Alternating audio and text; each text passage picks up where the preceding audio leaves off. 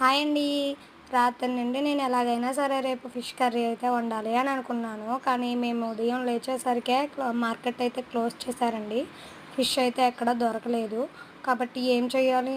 పప్పు అయితే తప్పలేదండి. ఇంట్లో మామిడికాయలు ఉన్నాయి. ఏం చేద్దామా అని అనుకుంటే పప్పు మామిడికాయ అయితే గుర్తొచ్చింది. పప్పు మామిడికాయ అయితే తాలింపు వేసేసాను.